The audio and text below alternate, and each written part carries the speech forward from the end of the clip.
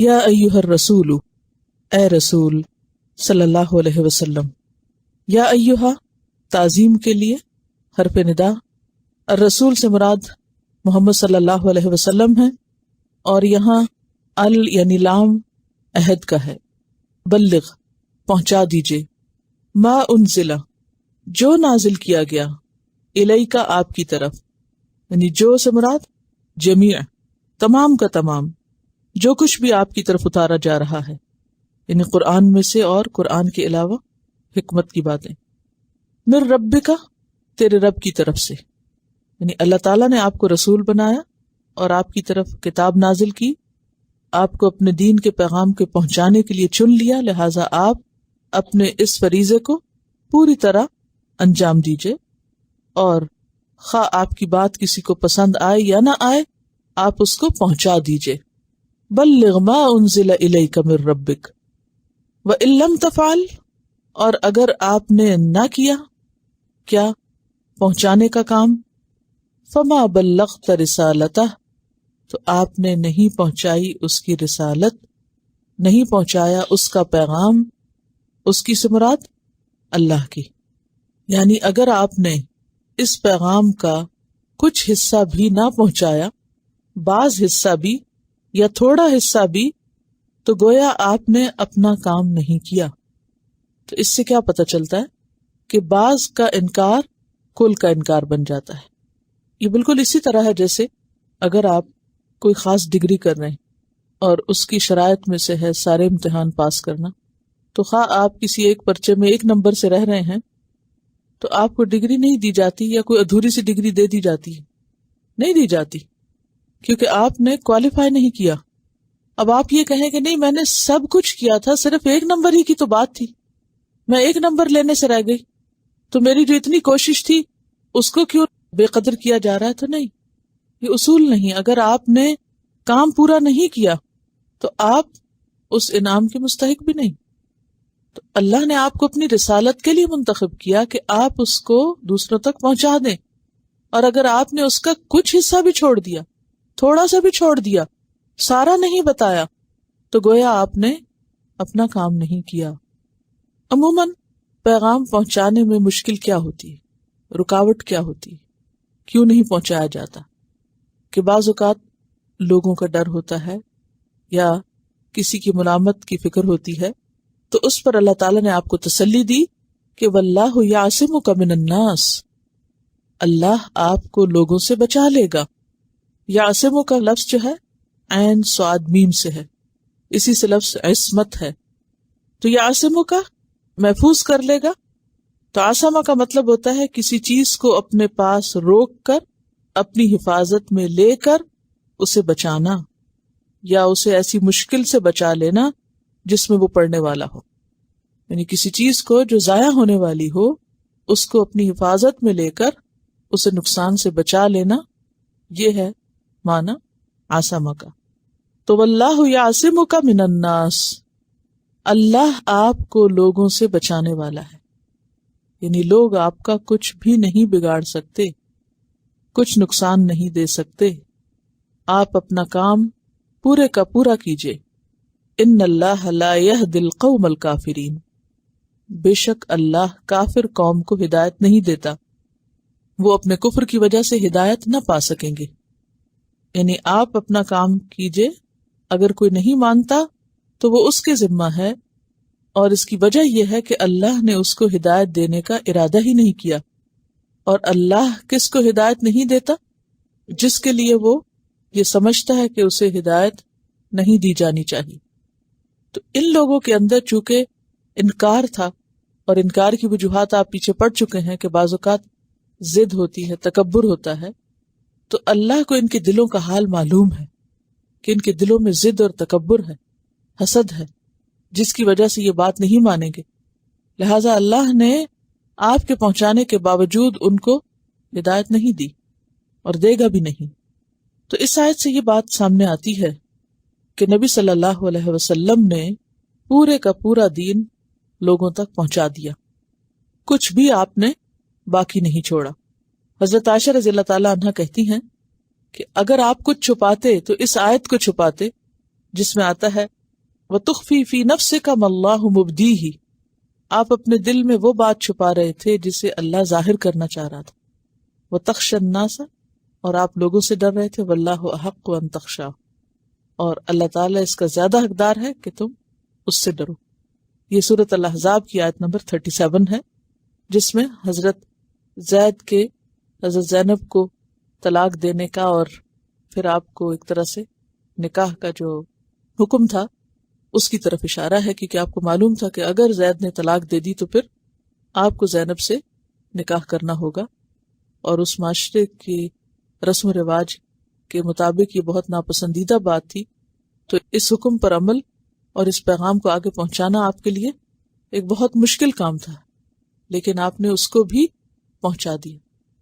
تو آپ دیکھیں کہ یہ بھی قرآن کی صداقت کی ایک دلیل ہے کہ ایسی آیات بھی اس میں موجود ہیں جس میں خود نبی صلی اللہ علیہ وسلم کو بعض معاملات پر ایسے الفاظ استعمال کیے گئے. مثلا عبس و تولی، اسی طرح سورۃ الاحزاب کی یہ آیت، اسی طرح کچھ اور مقامات پر ایسی آیات ہیں کہ جو ایک طرح سے آپ کے موافق نہیں جاتی. تو اگر یہ آپ کا اپنا کلام ہوتا تو یہ آیات قرآن میں نہ ہوتی. تو بعض اوقات ایسی چیزیں جو بظاہر انسان کو ناپسند ہوتی ہیں، ان کے اندر بھی اللہ تعالیٰ انسان کے لیے بھلائی رکھ دیتا ہے. وَعَسَىٰ أَن تَكْرَهُوا شَيْئًا وَيَجْعَلَ اللَّهُ فِيهِ خَيْرًا كَثِيرًا، ہو سکتا ہے کہ تم ایک چیز ناپسند کرو اور اللہ تعالیٰ اسی میں تمہارے لیے بہت بڑی بھلائی رکھ دے. اس آیت سے یہ بات بھی پتہ چلتی ہے کہ رسول بھیجا ہی اس لیے جاتا ہے کہ وہ اللہ کا پیغام لوگوں تک پہنچا دے، جیسا کہ سورۃ النور آیت نمبر 54 میں فرمایا وَمَا عَلَى الرَّسُولِ إِلَّا الْبَلَاغُ الْمُبِينُ، نہیں رسول کے ذمہ مگر پیغام پہنچا دینا، یعنی پورے کا پورا کنوے کر دینا. اور جہاں تک آپ کے پیغام پہنچانے کا تعلق ہے تو اس میں ہم دیکھتے ہیں کہ آپ صلی اللہ علیہ وسلم حجۃ الوداع کے موقع پر خطبہ دینے کے بعد فرماتے ہیں کہ لوگوں تم سے میرے بارے میں سوال کیا جائے گا، تم سے میرے بارے میں سوال کیا جائے گا. کب؟ قیامت کے دن. تو تم کیا کہو گے؟ صحابہ نے عرض کیا ہم گواہی دیں گے کہ آپ نے ہمیں پیغام پہنچا دیا اور حق کے تبلیغ ادا کر دیا اور خوب نصیحت اور خیرخواہی کی.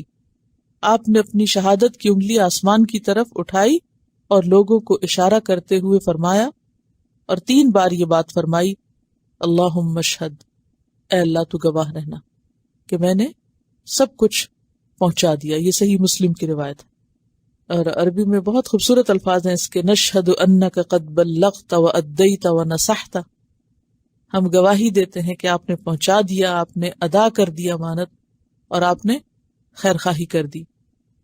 پھر اسی طرح حضرت ابو بکر رضی اللہ تعالیٰ عنہ کہتے ہیں کہ آپ صلی اللہ علیہ وسلم نے حجۃ الوداع میں تمام مسلمانوں کو حکم دیا کہ سن لو، تم میں سے جو لوگ موجود ہیں وہ ان کو خبر پہنچا دیں جو یہاں موجود نہیں ہیں، کیونکہ حاضر شاید ایسے غیر موجود شخص کو خبر دے جو اس بات کو اس سے زیادہ یاد رکھنے والا ہو.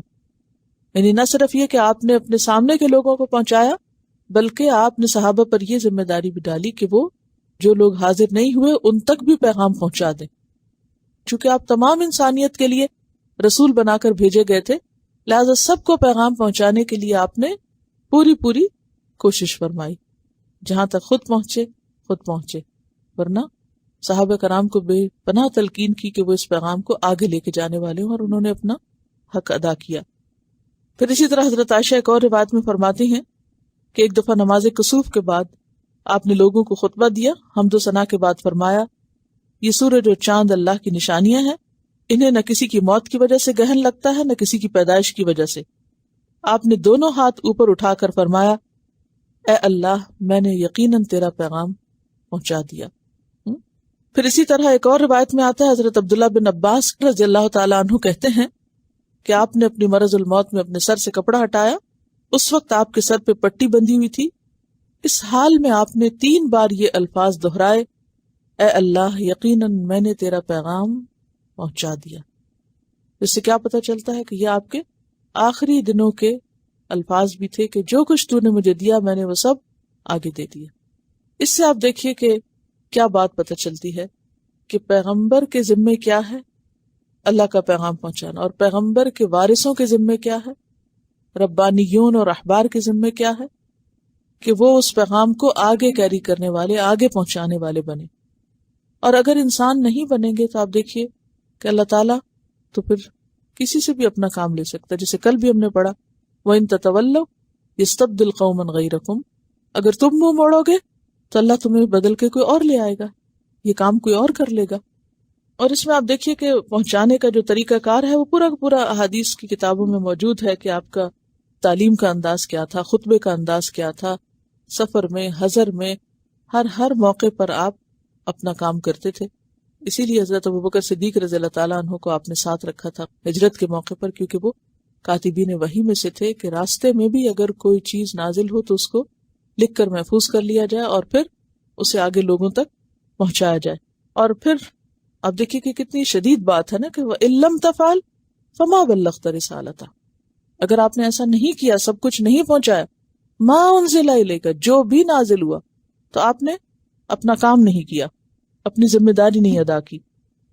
تو اس سے ان سب لوگوں کی باتوں کی تردید ہو جاتی ہے جو یہ کہتے ہیں کہ آپ صلی اللہ علیہ وسلم نے شاید سب باتیں نہیں بتائی تھیں، یا یہ کہ قرآن پورے کا پورا ہمیں نہیں پہنچا، کچھ حصہ بکری کھا گئی یا کوئی حصہ جو تھا وہ غائب کر دیا گیا.